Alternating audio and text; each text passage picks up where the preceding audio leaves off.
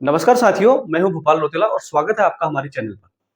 आज के समय में हर आदमी का एक बड़ा सपना होता है कि अपने शहर में अपनी खुद का घर हो। लेकिन राइजिंग इन्फ्लेशन प्राइसेस, बढ़ती प्रॉपर्टी प्राइसेस और लिमिटेड सेविंग्स इस सपने को काफी हद तक मुश्किल बना देते हैं। ऐसे में अगर आप एक सैलरीड एम्प्लॉय हैं और हर महीने आपका पीएफ कटता है, तो आपके पास एक पावरफुल ऑप्शन मौजूद है, अपने प्रोविडेंट फंड यानी पीएफ का इस्तेमाल करके घर खरीदना। लेकिन क्या ये सच में आसान है? क्या आप अपना पूरा पीएफ निकाल सकते हैं? और क्या हाल ही में जिन चेंजेस की बात की जा रही है, जैसे कि एम्प्लॉइज और प्रोविडेंट फंड ऑर्गेनाइजेशन के डिजिटल रिफॉर्म, जिसे हम ईपीएफओ 3.0 कह रहे हैं, उससे क्या वाकई चीजें आसान हुई हैं? आज हम इन सभी सवालों को डिटेल में समझेंगे, स्टेप बाय स्टेप, और वो भी बिल्कुल सिंपल लैंग्वेज में।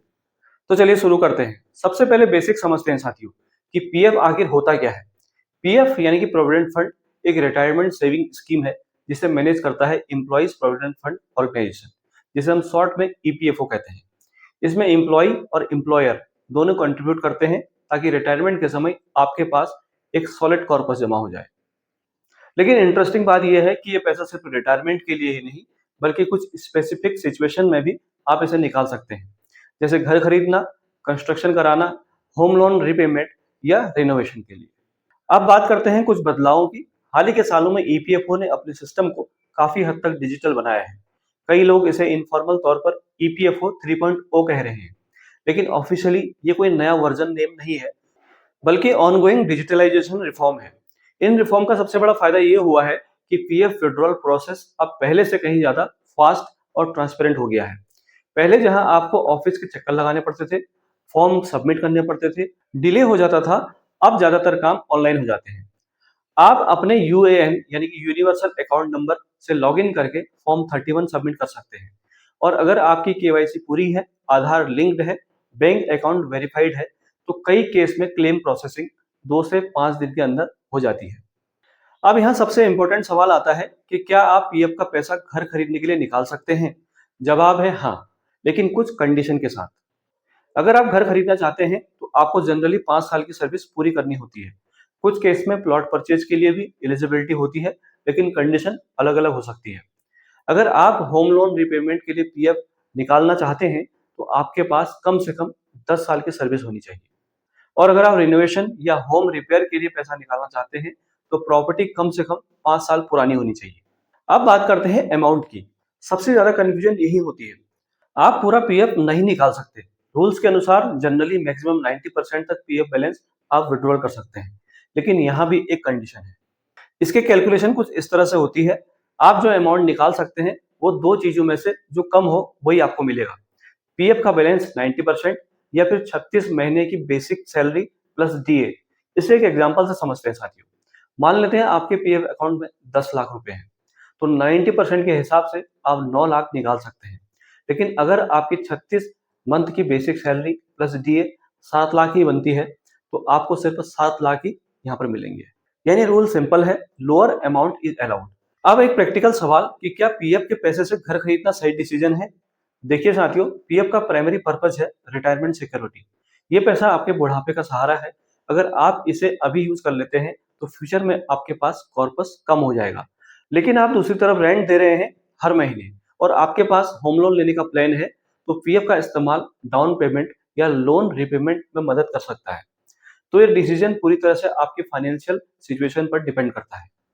अगर आपके पास ऑलरेडी दूसरी रिटायरमेंट प्लानिंग है, जैसे म्यूचुअल फंड, एनपीएस इन्वेस्टमेंट, तो पीएफ का इस्तेमाल करना एक स्मार्ट मूवमेंट हो सकता है। लेकिन अगर पीएफ ही आपका मेन रिटायरमेंट सपोर्ट है, तो इसे पूरी तरह से निकाल लेना रिस्की भी हो सकता है। अब थोड़ा इसे प्रैक्टिकल साइड से समझते हैं। पीएफ विड्रॉल करते समय किन किन बातों का ध्यान रखना चाहिए? सबसे पहले आपका केवाईसी कंप्लीट होना चाहिए, जैसे Aadhaar, PAN, bank account detail verified होनी चाहिए। दूसरा, एम्प्लॉयर अप्रूवल कई केस में ऑटो हो जाता है, लेकिन डिटेल मिसमैच होने पर डिले भी हो सकता है। तीसरा, प्रॉपर्टी जॉइंट है या सिंगल ओनरशिप की है, ये भी मैटर करता है। पीएफ विड्रॉल के लिए स्पाउस के साथ जॉइंट ओनरशिप अलाउड होती है। चौथा, आपने पहले कितनी बार पीएफ विड्रॉल किया है, क्योंकि कुछ पर्पज के लिए लिमिट्स होती हैं साथियों इसमें। और पांचवा, डॉक्यूमेंटेशन भले ही प्रोसेस ऑनलाइन है, लेकिन डिक्लेरेशन और सपोर्टिंग डिटेल्स सही होनी चाहिए। अब बात करते हैं एक कॉमन मिथ की जो लोगों के मन में रहता है कि लोग सोचते हैं ईपीएफओ 3.0 आने के बाद सब कुछ अनलिमिटेड हो गया है। ये पूरी तरह से सही नहीं है। डिजिटल प्रोसेस जरूर आसान हुआ है, लेकिन रूल्स वही है, एलिजिबिलिटी है, लिमिट्स हैं और कंडीशन अभी भी अप्लाई होती है। तो बेसिक सिस्टम फास्ट हुआ है और ज्यादातर रूल्स अभी भी वही हैं।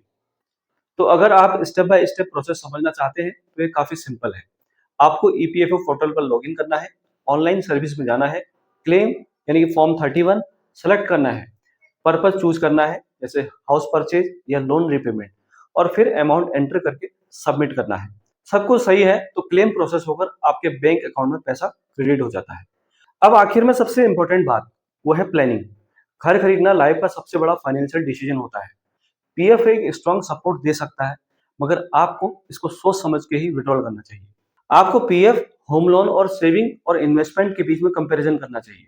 कभी कभी पीएफ को अनटच रखना और लोन लेना ज्यादा समझदारी होती है, क्योंकि पीएफ पर मिलने वाला इंटरेस्ट लॉन्ग टर्म में काफी पावरफुल होता है। तो फाइनल कंक्लूजन यानी कि निष्कर्ष यही है कि ईपीएफओ के डिजिटल रिफॉर्म ने प्रोसेस को सिंपल, फास्ट और ट्रांसपेरेंट जरूर बना दिया है, लेकिन पीएफ विड्रॉल एक सोच समझकर लिया जाने वाला डिसीजन होना चाहिए। जल्दबाजी में पीएफ निकालना आसान है, लेकिन फ्यूचर में उसका इम्पैक्ट भी उतना ही बड़ा हो सकता है। इसलिए कैलकुलेट करें, कंपेयर करें और फिर कोई डिसीजन लें। बाकी आप क्या सोचते हैं, क्या पीएफ का इस्तेमाल करके घर खरीदना सही है या नहीं? अपनी राय हमें कमेंट में जरूर बताइए। और ऐसे ही पर्सनल फाइनेंस, बिजनेस और गवर्नमेंट पॉलिसी से जुड़ी डीप और प्रैक्टिकल जानकारी के लिए जुड़े रहिए हमारे साथ। नमस्कार, जय हिंद।